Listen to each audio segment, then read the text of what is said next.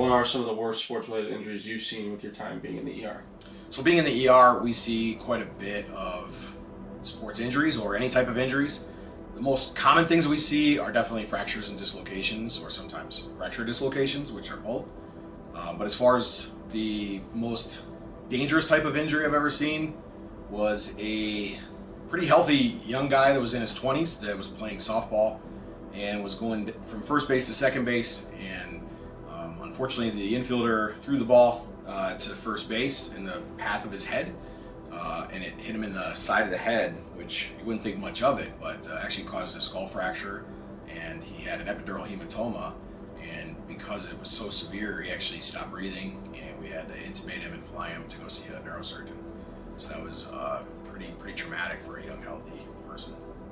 So as a medical professional, what is your opinion on the hitting of contact sports from a young age up until you're an adult? Yeah, so I think you have to be careful with these things. Obviously, the brain's very important. The other side of that coin, though, however, is that you can't just put kids in bubble wraps their entire lives. They're far more likely to have a traumatic brain injury from a car accident than they are from playing football or soccer. So I think you have to be cautious and do the things that you're supposed to do. But I don't think you can, just shield these kids from this forever.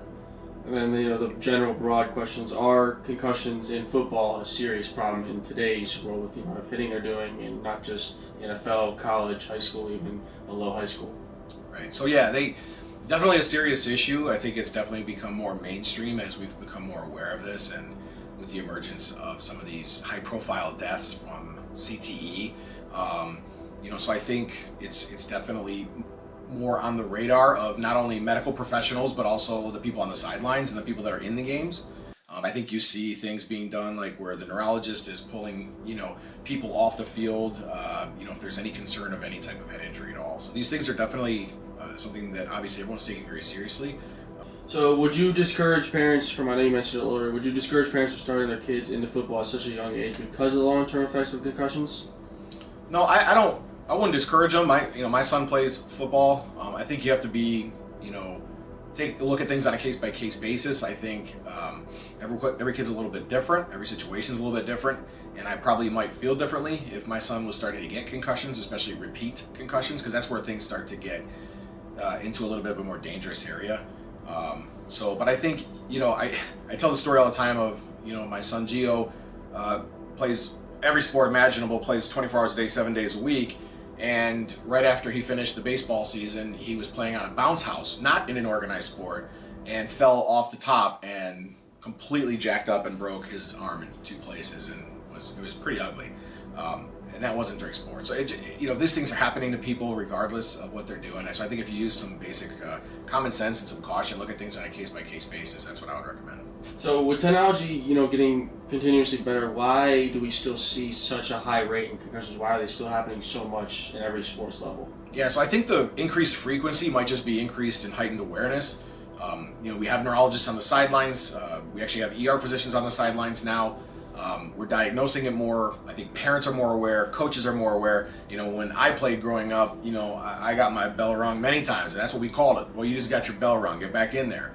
Or maybe we sat out a play. But now, obviously, people are a little bit more in tune with what's going on. So I don't know that it's happening anymore. I think it's just it's being recognized more and being recognized. That's probably a good thing. I do think there might be a little bit of an increased frequency, though, because as the athletes get bigger, stronger, faster, some of these hits that we're seeing are pretty vicious. So I think that's the kind of nature as we evolve as humans to get bigger and stronger, and then some of these things can be pretty dangerous. So what are some other issues concussions can lead to if they happen to the younger children, the kids below middle school? Yeah, so most people when they have a head injury and their first concussion, really there's not typically that much of a long-term effect. Most of these kids are rebounding pretty quickly.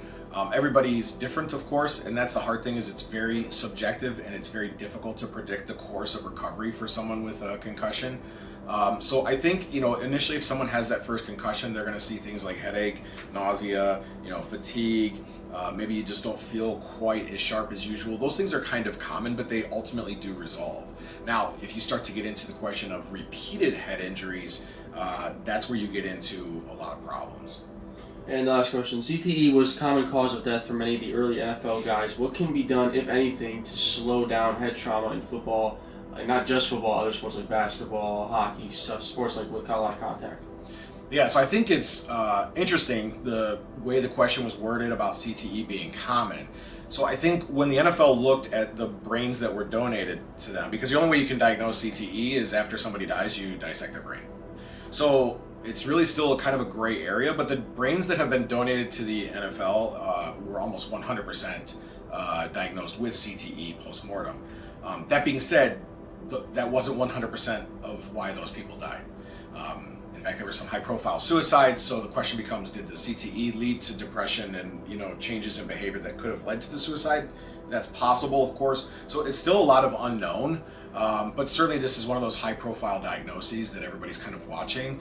And everything that I've read and the research that we've done is that we need more evidence, we need more research like this. So kudos to the players in the NFL that are donating their brains post-mortem.